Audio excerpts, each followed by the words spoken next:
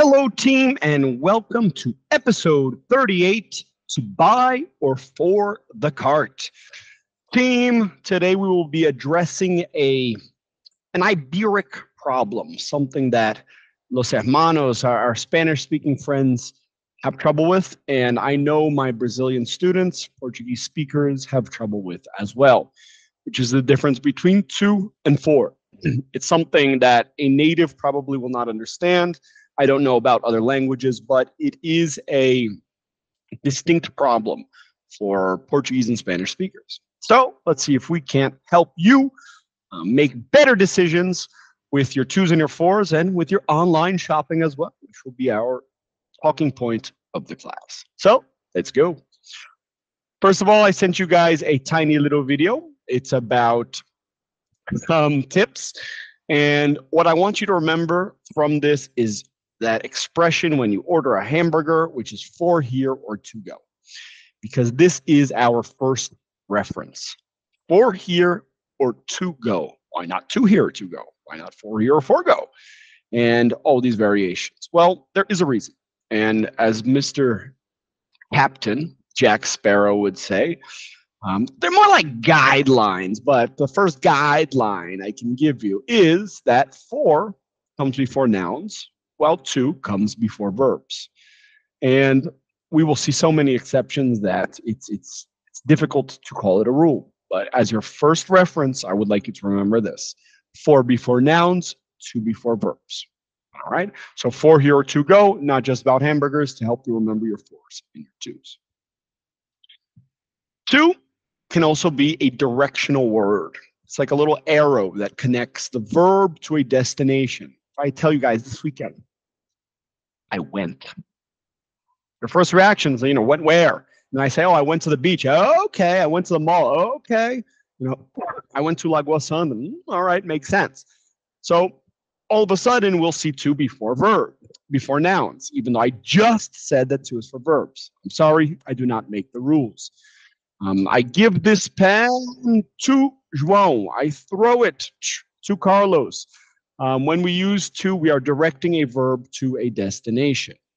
For is a more explicative word. I wish I still had my beard. It explains why, for what reason, what is the function of this. So it can be either for reason or for function. Now let's see this in practical terms. If I say, I am going to the supermarket, there isn't much doubt. Makes sense. I'm going to the supermarket. I'm going to the beach. I am going to the mall. But if I were just to randomly say, I am going for some eggs, it's kind of an ambiguous idea. Is he going, to the refrigerator? Is he going to supermarket? Will he steal a chicken? It is a kind of ambiguous idea. Now let's put them both together to see what it looks like. I'm going to the supermarket for some eggs. You will notice that the for some eggs, you can kind of remove. It's cool, great to know the reason, but it is also a little bit superfluous. While if I remove the to the supermarket, the idea, it's the mental image, the supermarket just kind of disappeared. One more. He gave the flowers to his girlfriend. Cool. Maybe you imagine a rose, maybe she imagined a violet, and he imagined a lily. Maybe somebody imagined two flowers, the other person imagined a bouquet, but it's pretty clear. Now, if somebody just said the flowers are for their anniversary, that begs the question. That there's information involved. What type of anniversary are we talking about? And bonus question, what's the difference between an anniversary and a birthday? A 1, a 2, a 3. Well, your birthday is an anniversary. Your birthday is just the anniversary of when you were born. While an anniversary is anything that is celebrated once per annum, per year. And one more. He gave the flowers to his girlfriend for their anniversary, for Valentine's Day, for no reason at all, for forgiveness. I'm so sorry. But it doesn't change that image that much if you say just he gave the flowers to his girlfriend. But if you remove the to his girlfriend, it seems a little bit awkward. So to, it's usually more relevant information for the idea to make sense, while for is a little bit extra. It's the why. Why, guys? Now, next up, and this is a good one because as far as I'm aware of, there are no exceptions. which is that if you see the base form of a verb, go, do, be, play, watch, eat, sleep, whatever it is, it's going to be to. Don't even think. And if you remember one thing from our class today, it's that. Simple verb, to. I do not know of any examples where it will be for be, for do, for eat. Okay. If for comes before a verb, it needs to be in the ing form. The good news is, if I say these glasses are for seeing, this headphone is for talking, this pen is for writing, they are all fine. But you can also say that these glasses are to see, this is to speak, and this is to write, and you will not have a problem. So when we are talking about function, we can use for with the ing, but just use the to. The only case where I would say like the 100% best option would be the for with the ing is if you end right there. Now, these are for seeing. That's it. But as soon as I say to see far away, it sounds much better than for seeing far away. So my real recommendation, ignore the for plus ing. Just use to see, to do, to speak, to write, and you won't go wrong. All right. Some more examples to practice, and I will add this link here. I like the site; they did a good post about this. And just to make sure that you're understood what's going on, make some sentences with both to and for. Try to switch them up. Practice different variations. And team, this is an excellent week to turn on those subtitles. See how people use those twos and those fours naturally. All right. Have you ever moved to a completely new city? I have. I moved to Brazil. I moved to Lagoa Santa, and then from Lagoa Santa, I moved to Belo Horizonte. Why did you go? I went for fun, for new experiences. And now we can get into our dangerous talking point of the day. All right, we have our interview workshop. This is a really cool post. I liked it. It's about being memorable. Team, you go to an interview, your job is to be remembered, to reach the next phase. And I don't know, it's a little bit unfair, but humans remember things that bother them a tiny little bit. So, don't just be what you think they expect. Be real. And it seems kind of generic. Be real, man. But it's about being remembered. So you should be able to tell your story memorably. You should be able to show who you are memorably. You should ask memorable questions that go to memorable dialogue. That is the key word for a successful interview. Right.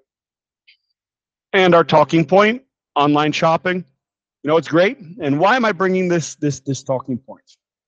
On Monday, the the intercom rang. And I was like, did I buy anything? What am I expecting? And it felt bad, very, very consumerist, because I remember when I used to know exactly what was arriving.